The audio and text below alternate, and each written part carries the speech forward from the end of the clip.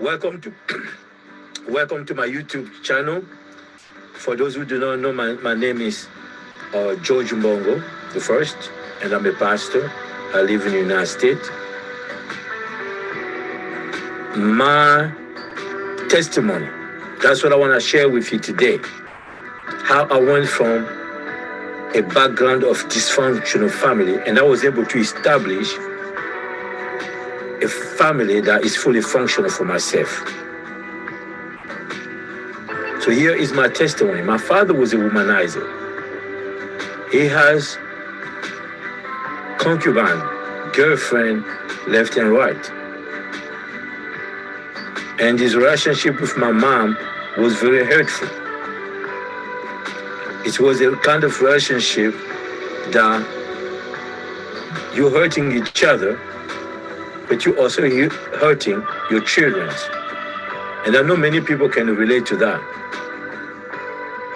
So that's where my testimony will be interesting.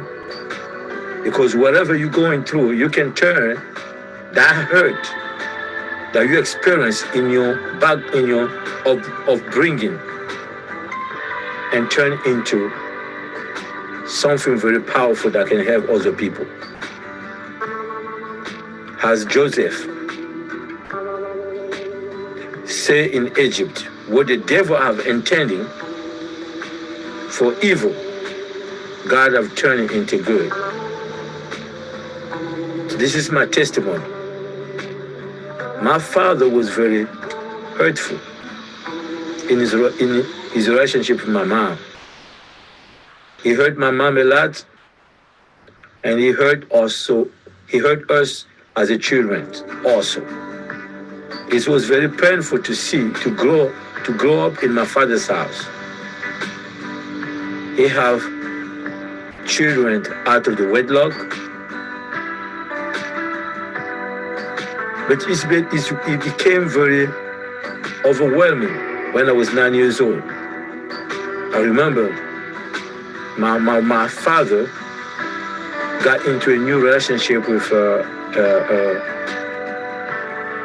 woman, and he focused all his attention and even his financial or his salary into that relationship. So we felt neglect and abandoned because he was not coming home anymore. My father would go to work and do not come home, and when he get paid, he spent all his money on his new family. So I was going to school with torn school uniform, even shoes. I didn't have shoes. I was walking around the school barefoot, and I would go a whole day without food. So I was hungry.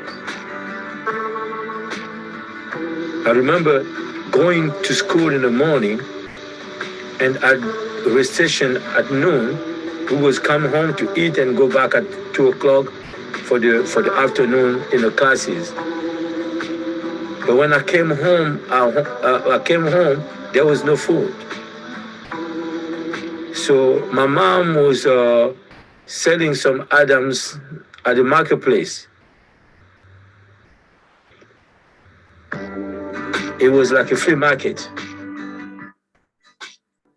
So I went to the market so I can see if my mom has something that I can eat before I go back at school. So on my way, I saw my father. Here is just groceries bag, but he was not going to our house or direction. He was going to a different directions. I saw him, and he saw me, but he acted like he did not see me and went his way.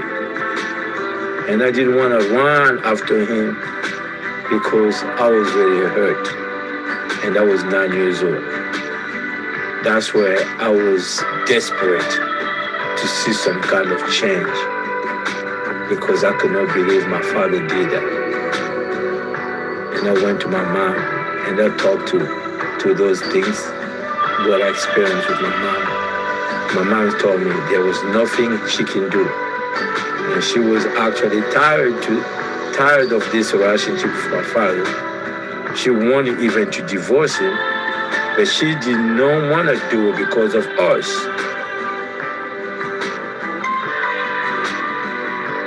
They was fighting almost every morning. When they wake up in the morning, they would argue and quarrel. Almost every morning. It was very sad to see, but it was the reality in which I was growing up. And I didn't like it. And I know no one, no child will want to see his parents or her parents go through that kind of relationship. And one thing also, there is no child don't want to see himself or herself be neglected or abandoned, even abused. And I know somewhere, somehow, you have been neglected, you have been abused. You have been abandoned. But there is hope. That's what happened to me. I turned my desperation because I thought my mom would find the solutions. But the solution that my mom was proposing, I didn't like it because I didn't like the idea that my mom will also abandon us with our father and go. We're already feeling abandoned by our father and neglect. How much more if our mother abandoned us in this situation? And I didn't like that. I was even stressed out for that matter. So that's where I took a decisions. There are 3 decisions that I took.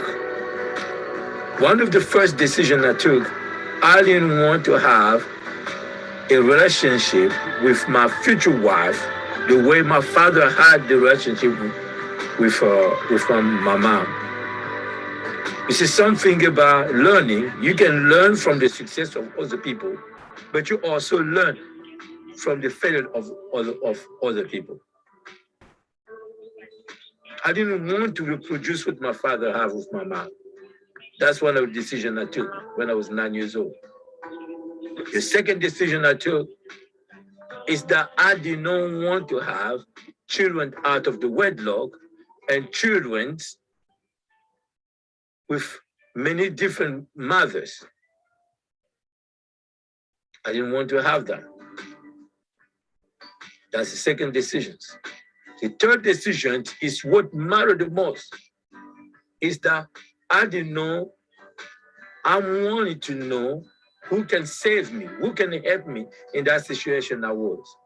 That's where I decided to pray. I was 9 years old. I was not going to church, but I heard that God exists. I heard that God exists. So I said to myself, if my father that was supposed to be helping me is not helping me, my mom, she's not able to help me, probably the only chance that I have is God.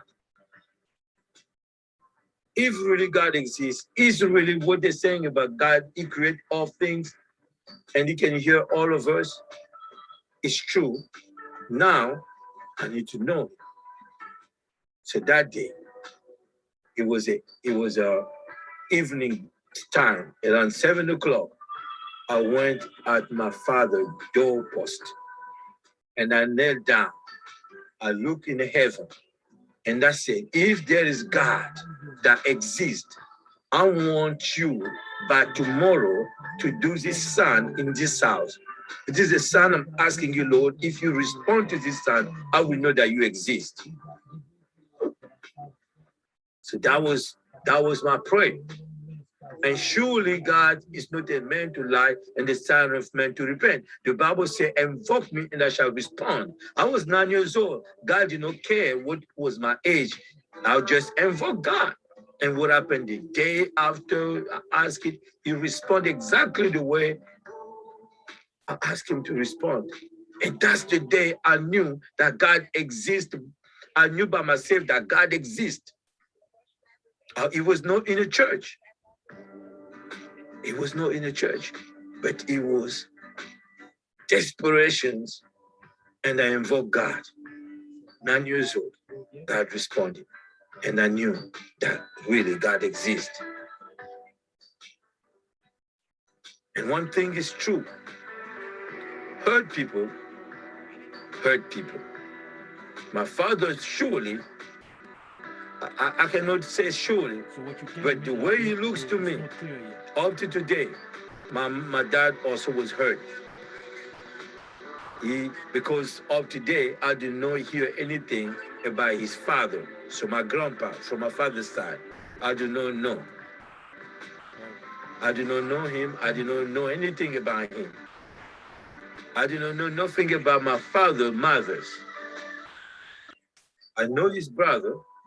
I know he had a sister, but I did not know about his mother. I did not know about his father. I do not know if they was married. I did not know if they died early. I did not know anything. The one thing I know, that what my father reproduced probably was something that he also experienced by his upbringing. So he just reproduced what he went through. But I didn't want to reproduce what I went through.